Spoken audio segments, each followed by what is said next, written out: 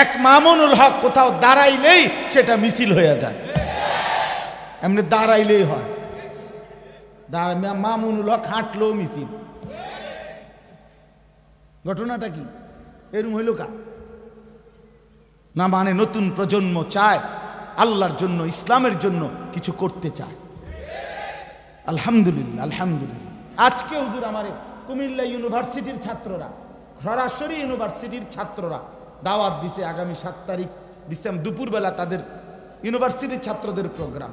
তাহলে আমরা এটা বুঝছি, আমরা এটা বুঝি। আলহামদুলিল্লাহ, নতুন প্রজন্ম আলহামদুলিল্লাহ ইসলাম জানতে চায়, আল্লাহর কোরআন শিখতে চায়।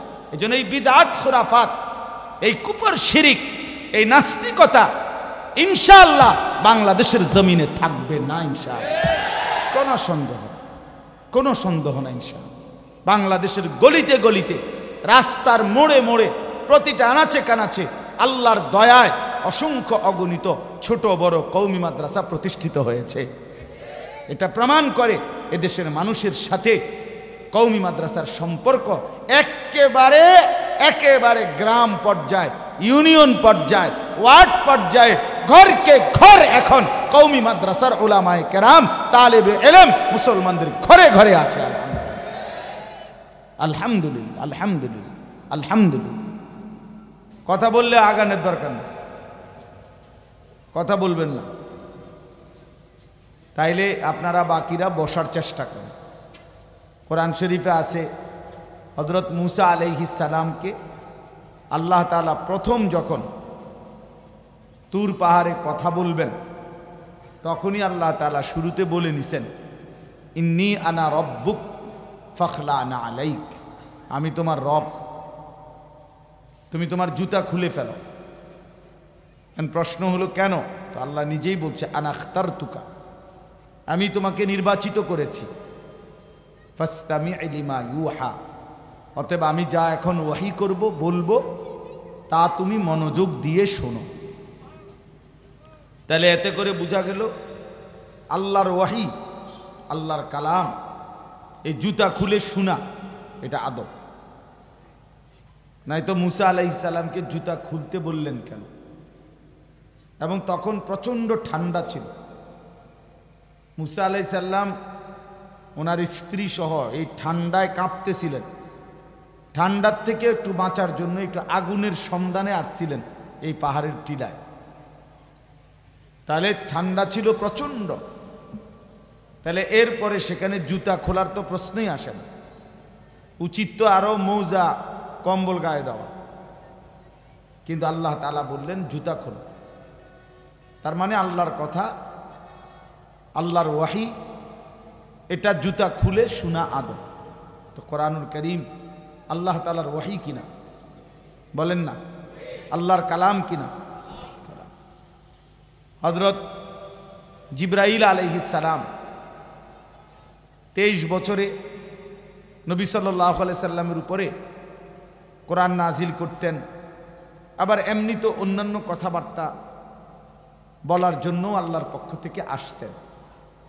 তো তিনি যখন মানুষের আকৃতিতে রাসূলুল্লাহ সাল্লাল্লাহু আলাইহি সাল্লামের সামনে আসতেন, কখনো অদৃশ্যভাবেই আসতেন, নবীজি সাল্লাল্লাহু আলাইহি সাল্লামের সাহাবীরা সেটা দেখতো না, কিন্তু কখনো কখনো জিবরাইল আলাইহিস সালাম মানুষের আকৃতিতেও আসতেন।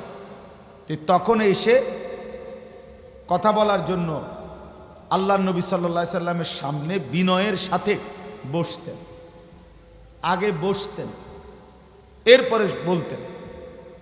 এবং বসাটাও এতটা ছিল যে হাদিসে জিবরাইলের মধ্যে আছে, একদম নবী সাল্লাল্লাহু আলাইহি সাল্লামের মুখোমুখি বরাবর হয়ে বসতেন।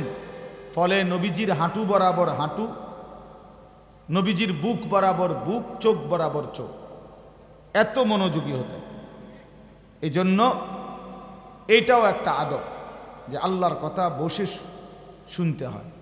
কোরআন সুন্নাহর ইলমের জন্য আদব জরুরি। আমাদের কওমি মাদ্রাসাগুলোতে যুগ যুগ ধরে 6 বছরের নুরানির বাচ্চা, 25 বছরের দাওরায়ে হাদিসের ছেলে, সবাইকেই বড় ছোট যুগ যুগ ধরে জুতাবিহীন সমান জায়গায় বসাইয়া তারপরেই এলেম শিখানো হয়। এটা কোরআন সুন্নাহ থেকেই গ্রহণ করা আদব। আল্লামানি রব্বি ফা আহসানা তালিমি ওয়া আদ্দাবানি রব্বি ফা আহসানা তা'দীবি। আল্লাহ তাআলা, আল্লাহর নবী সাল্লাল্লাহু আলাইহি সাল্লাম বলেন, আল্লাহ তাআলা আমাকে সর্বোত্তম এলেম শিখিয়েছেন এবং আল্লাহ তাআলাই আমাকে সর্বোত্তম আদব শিখিয়েছেন। এজন্য এলেম এবং আদব অঙ্গাঙ্গিভাবে জড়িত। আগ্রহী হইতে হয়, বিনয়ী হইতে হয়, উত্তম আখলাকের হইতে হয়, নিজের মধ্যে আদব শিষ্টাচার থাকতে হয় কোরআন সুন্নাহর ইলমের জন্য। কোরআন সুন্নাহর ইলম আর জেনারেল অন্যান্য শিক্ষা কখনোই বরাবর নয়। পৃথিবীর সমস্ত বইয়ের পড়া আলহামদুলিল্লাহি রাব্বিল আলামিনের এক অক্ষরের সমানও নয়,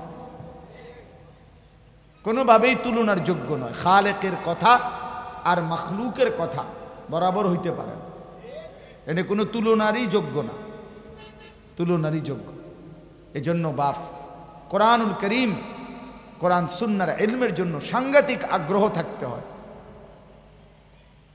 এবং খুব মনোযোগ থাকতে হয়। আমরা ছোটবেলায় মাদ্রাসায় পড়াকালীন উস্তাদদের মুখে শুনছি, আল ইলমু লা ইউতিকা বা'দাহু হাত্তা তু'তিয়াহু কুল্লা। তুমি যদি এলেমের জন্য নিজেকে পুরা দিয়ে দাও তাহলে এলেম তোমাকে কিছু দিবে। নিজেকে পুরা সঁপে দাও তাহলে কিছু পাইবে, কিছু পাইবে। এই জন্য দয়া করে 10 দিন ব্যাপী তাফসীরুল কোরআন মাহফিল, অনেক মোবারক মাহফিল, অনেক মেহনতের, অনেক ফিকিরের মাহফিল। একদিনের মাহফিলে ইন্তেজাম করতে গিয়ে ঘাম ছুটা যায়। একদিনের জন্যই প্যান্ডেল, মাইক, পোস্টার, বক্তা, একদিনের বক্তার তেল ডলতে ডলতে তেল কোম্পানি শেষ, বুঝলেন না? বক্তা আইয়ে আউগায় ফিচ্ছায়, হেন্দিয়া বেহা হইয়া যায়, হেন্দিয়া তেসরা হইয়া যায়। তা একদিনের বক্তা 3-4 জন মিল রাখতেই মাথা গরম। তা সেখানে 10 দিনের উলামায়ে কেরাম 3 জন করে হইলেও তো 30 জন। তাইলে কি পরিমাণ মেহনত করে আপনাদের এই মাহফিল। আমার উস্তাদে মোহতারাম, আপনাদের কাছে আমি গত বছরও বলছি, হুজুর আমার অনেক বেশি মহব্বতের উস্তাদ। ছোটবেলায় হুজুরেই আমারে সর্বপ্রথম এই ব্রাহ্মণবাড়িয়া দারুল আরকাম মাদ্রাসায় আনছেন। তো সবাই মিলে আপনাদের হুজুর নিজে আমার কাছে অনেকবার ফোন দিছে, বারবার, আজকেও মনে 5-7 বার ফোন দিছে, কতটুকু আসছ, কতটুকু। ড্রাইভাররা একবার ফোন দেয়, আমার একবার ফোন দেয়। তো এই জন্য বাপ আমার বলার উদ্দেশ্য হলো, এতটা ফিকির, এতটা মেহনতের, কষ্ট করে ইন্তেজাম, এই জন্য সবাই আন্তরিকতা নিয়ে আল্লাহর কথা শুনবেন, সমস্ত আলেমদের বক্তব্য শুনবেন। আপনাদের মহল্লার স্থানীয় ওলামায়ে কেরাম ওনারা যখন নসিহত করে সেটাও শুনবেন, অন্য হুজুররাও যখন বলে এটাও শুনবেন। জনপ্রিয়তা এটা আসলে একটা ধোঁকা। প্রধান বক্তা, বিশেষ বক্তা, এগুলো ধোঁকা, এগুলো তেমন কোনো পদবিগুলো সম্পূর্ণ বেহুদা কথা। মাগরিবের পরে যিনি বললে উনি বিশেষ বক্তা, আর এশার পরে বয়ান করলে বা রাত 10টায় বয়ান করলে উনি হলেন প্রধান বক্তা। এই সিদ্ধান্ত কিভাবে সিদ্ধান্ত হয়েছে? এটা হুজুর এই ফায়সালাটা হলো কিভাবে? মানে এটা কোরআন সুন্নাহ ইজমা কিয়াসের কিসের ভিত্তিতে যে রাত যত গভীর হয় বক্তার রেট তত বাড়ে, বক্তার মান বাড়ে? এটা কিসের ভিত্তিতে সিদ্ধান্ত হলো? কে ফায়সালা দিল এটা? তাহলে কাজে এটা কোনো কথা না, বোঝেন নাই কথা? এটা কোনো কথা? আল্লাহর কথা যিনি বলেন, যখনই বলেন, ইখলাসের সাথে কোরআন সুন্নাহর কথা আল্লাহর দিকে যিনি ডাকেন তিনিই দামি। আপনার এলাকার ইমাম সাহেব তিনিও দামি, চাঁদের দেশের থেকে যদি হুজুর আসে আল্লাহর কসম তিনিও দামি। এই জন্য এটা একটা আমাদের ব্যারাম। আমরা জনপ্রিয়তার ধোকায় পড়ি। আল্লাহর ফায়সালা বরং আল্লাহ তাআলা কাউকে 1000 মানুষের সামনে বলায়, কাউকে 10 জনের সামনে বলায়, এটা আল্লাহর ইচ্ছা।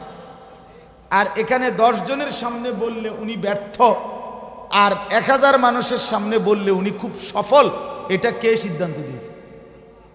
না, কথাটা ঠিক আছে ভাই, উনি বোঝে নাই তো, বুঝছেন কি না কথা?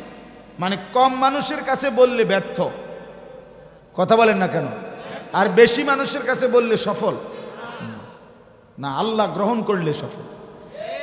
1 কোটি মানুষ আমারে একবারে স্লোগান দিয়া 3 রাস্তার মাথাত নিয়ে শোয়া দিয়ে আইলো, একবারে ব্রাউনবাড়িয়া বিশ্ব রোড দিয়ে আইলো, তাই এরপরে আল্লাহ বললেন আনিস আমি নিলাম না, তোমারে গ্রহণ করলাম না, তো কিসের মর্যাদা? মানুষের এই বাহাবা দিয়ে কি আসবে তখন বলেন? এই জন্য বাপ, এটা কোনো কথা না। বরং আমাদের সমাজে ইদানিং এই একটা বিভেদ, যে স্থানীয় নিজ মসজিদের ইমাম সাহেব ওলামায়ে কেরাম বয়ান করলে মনোযোগ দেয় না, ওই আমরার হুজুর, আমরার হুজুরে নারী আসরের পরে কে বল ওই ধরে এলাকার হুজুর টুজুররা কিছু কইব, এমনি ব্যাটকায় এলাকার হুজুর টুজুররা, ফাজিল কোথাকার, এটা এলাকার হুজুর বললে এটা একটা কোনো রকম হয়ে গেছে।